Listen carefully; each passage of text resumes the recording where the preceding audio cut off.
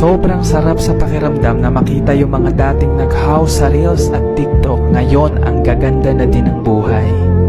Totoo talaga na kung sino pa yung hindi mo kaano-ano, sino pa yung maniniwala sa'yo at ipaparealize sa'yo na kaya mo ring umangat sa buhay. Mga estudyante at empleyado, mga OFW na walang kalayaan sa abroad, ngayon ay nakakaranas na rin ng maginhawang buhay. Kaya habang nabubuhay ako, hindi ako magsasawang tumulong. And I will continue to inspire more at laging ipapaalala sa iyo na deserve mo rin magkaroon ng magandang buhay.